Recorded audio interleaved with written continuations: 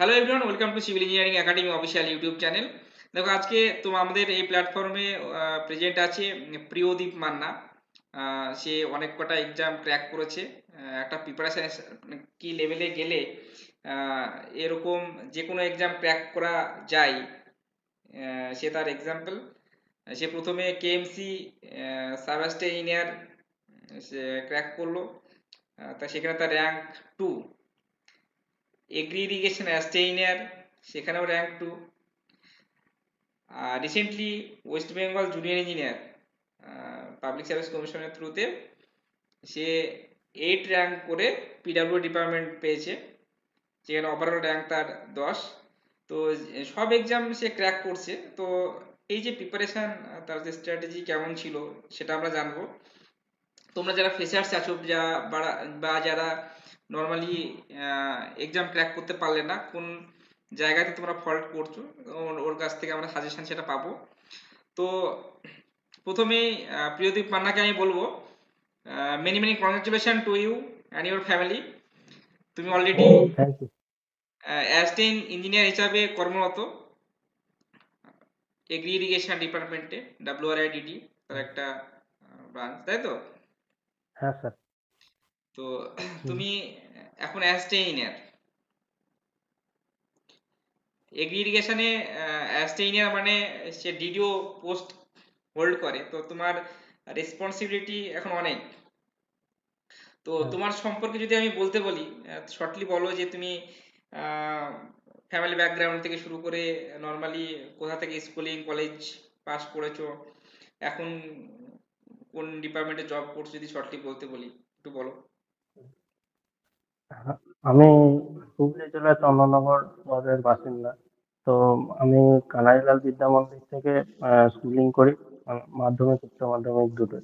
হুম তারপরে তারপরে Hooghly engineering technology college থেকে বিটেক করি। তারপরে এনআইটি পাটনা থেকে এডিও টেকনিক্যাল ইঞ্জিনিয়ারিং এ এমটেক করি। হুম হুম করার আহ, করার পরে আমি ওখানে ক্যাম্পাসিং এ বিটেক আমি ক্যাম্পাসিং এ পেয়েছিলাম, হুম কিন্তু তখন এমটেকও পাই, ওই জন্য আমি কোম্পানি জয়েন করিনি। এবার এমটেক করতে করতে ওখানে আমার যে বিহারি বন্ধুরা ছিল, হুম।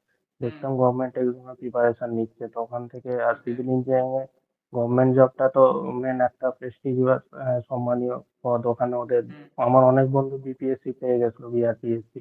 হুম হুম হুম আমি তখন ঠিক করি যে আমি সরকারি চাকরির প্রিপারেশন নেবো। এবার তখন 2020 অ্যাসিস্ট্যান্ট ইঞ্জিনিয়ার বেরিয়েছিল, দিয়েছিলাম, কিন্তু হুম। তখন প্রিপারেশন ভালো সে অবস্থায় ছিল না। আমি বাড়িতেই টেক্সট বইগুলো পড়তাম। ওকে। আহ, হ্যাঁ, টেক্সট বই পড়তাম, ওতে আমার এনার্জি অনেক যেত, কিন্তু আমি এমসিকিউ খুব একটা সলভ করতাম না, জাস্ট পড়েই যেতাম। এবার তারপরে 2020 পিএসসি হলো না। তারপরে একটু ডিপ্রেশনে চলে গেছিলাম আমি। তখন প্রাইভেট কলেজ আর প্রাইভেট কোম্পানিতে দুটোতে অ্যাপ্লাই করি, কোথাও তো ঢুকতে হবে, কারণ তখন করোনা চলে এলো। এবার আদৌ কিছু বেরোবে কি না বেরোবে, সেই ফার্স্ট সেশনে আমি কলেজে পেলাম, ওই পলিটেকনিক ইনস্টিটিউট, ওখানে হুম। কন্ট্রাকচুয়াল লেকচারার হিসেবে। ওকে। তো ওখানে পরিবেশ খুবই ভালো ছিল, ওখানে স্টুডেন্টরা আসতো, ওদের পড়াতামও, নিজেও পড়তাম। বন্ধু বান্ধব আমার কলিগরা একসঙ্গে পড়তাম।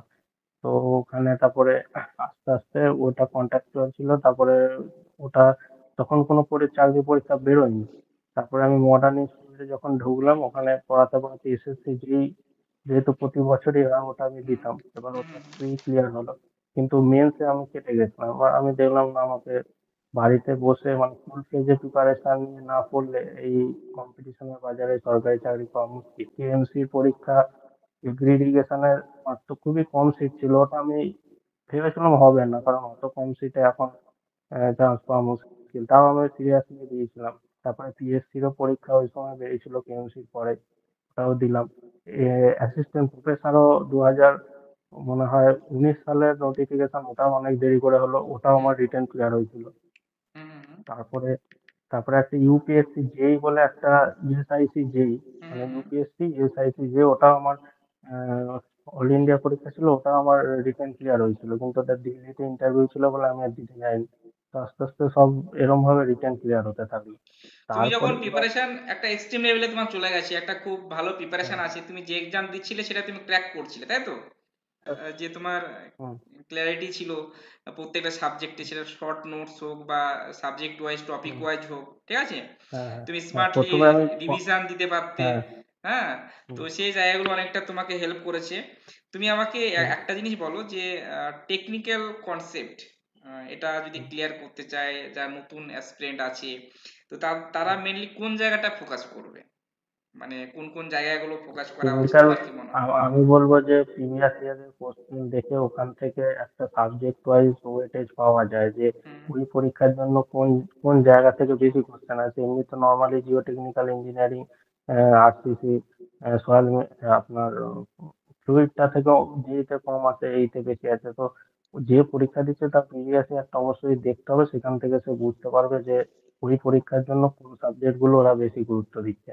হ্যাঁ, যেমন আমাদের ডাব্লিউআরডিডি যে কোশ্চেন হবে, আমি ভেবেছিলাম যেহেতু এটা ওয়াটার রিলেটেড, তাহলে এখানে ফ্লুইড মেকানিক্সটা গুরুত্ব বেশি থাকবে, টারবাইন পাম্প যেগুলো অন্য জায়গায় গুরুত্ব কম থাকে। হুম হুম। আর হয়েছিল তাই।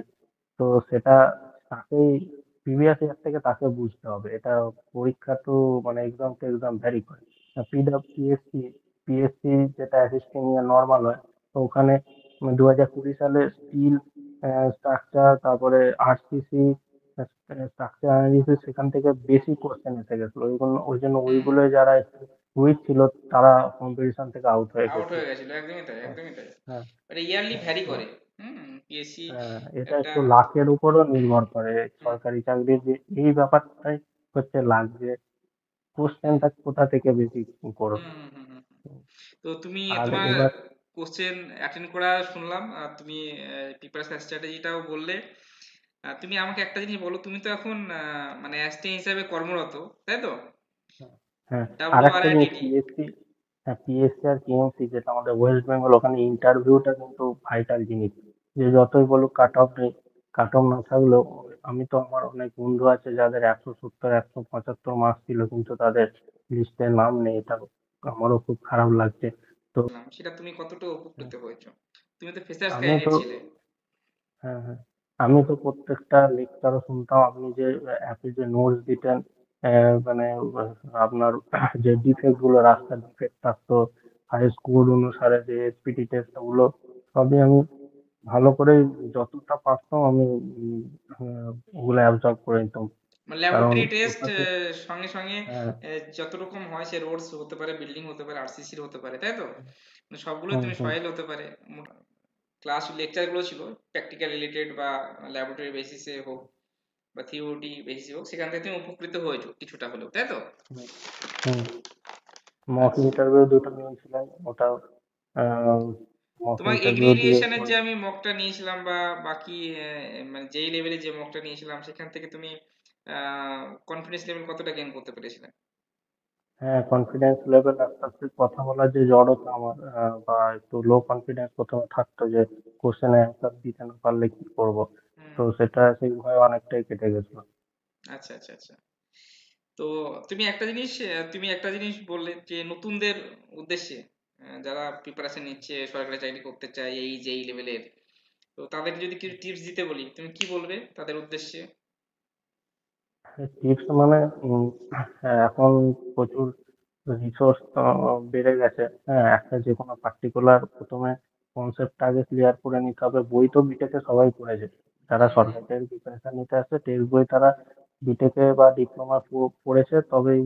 তো এছাড়াও যে যে পরীক্ষার জন্য প্রিপারেশন নিচ্ছে তার প্রিভিয়াস ইয়ারটাকে একবার দেখে নিয়ে সেই অনুযায়ী তাকে লেকচার বা নোটটাকে একটা বানানো উচিত। কনসেপ্ট গুলো বই থেকে সবসময় ক্লিয়ার হয় না, তার জন্য তো একদম একদম। এইভাবে।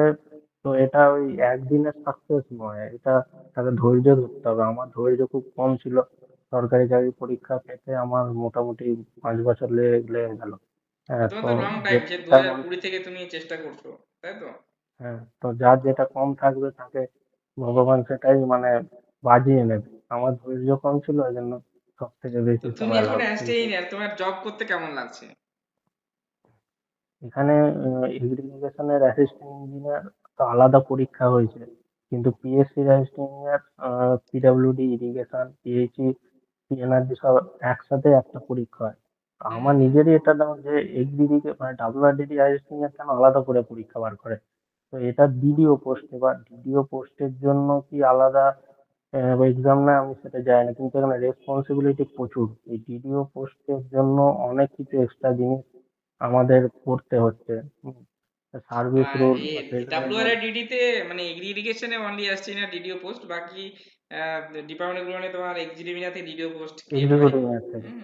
তো হ্যাঁ, তোমার একটা হ্যাঁ। হিউজ রেসপন্সিবিলিটি তোমার আছে অবশ্যই। রেসপন্সিবিলিটি, আর রেসপন্সিবিলিটি মানে কিন্তু রিস্কও বেড়ে যায়। ওখানে একটা সই এখানে অনেক কিছু এদিক ওদিক হয়ে যেতে পারে। তো আমার এখন খুবই মানে হলেও না কষ্ট না না হচ্ছে তোমার মানে। দেখো অ্যাকচুয়ালি হ্যাঁ, কাজ করতে করতে তো সবাই শেখে। তুমি নতুন আছো, তুমি যে জায়গাতে প্রবলেম হবে তোমার হায়ার অফিসার আছে, তোমার কলিগ আছে, তাদেরকে জিজ্ঞেস করে তুমি সেই জায়গাটা রিকভারি করবে, কোনো অসুবিধার কোনো কারণ নেই, তাই হ্যাঁ, না?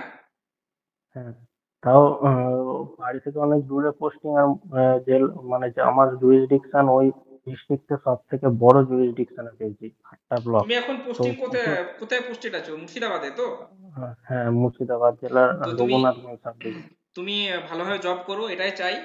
So thank you very much হ্যাঁ, প্রিয়দীপ মান্না, হ্যাঁ, তোমাকে তোমার মূল্যবান সময় তুমি দিয়েছো। তোমার কাছ থেকে অনেক কিছু জানা গেল, কিভাবে তারা প্রিপারেশন নেবে বা কিভাবে প্রিপারেশনের সঙ্গে তারা অ্যাটাচ থাকবে। একটা দীর্ঘ লং জার্নি তুমি কিভাবে পার করেছো, সেখান থেকে একের পর এক সাকসেস। তো সেটা তো একদিনের গল্প নয়, সেটা এখান থেকে শুরু হয় আমাদের সাকসেস স্টোরি। তো তোমার সাকসেস স্টোরি থেকে অনেকে ইন্সপায়ার হবে। তো তোমাকে অবশ্যই ধন্যবাদ সব দিক থেকে। কোনো অসুবিধা হলে বা তোমার ডাব্লিউআরডিডি হোক বা অ্যাসিস্ট্যান্ট ইঞ্জিনিয়ার রিলেটেড যে কোনো গাইডেন্স হোক বা যেই লেভেলের কোনো গাইডেন্স হোক, আশা করি আমরা তোমাদের কাছ থেকে পাবো। তুমি আমাদেরকে আবার সময় দিবে। তুমি ভালো থেকো।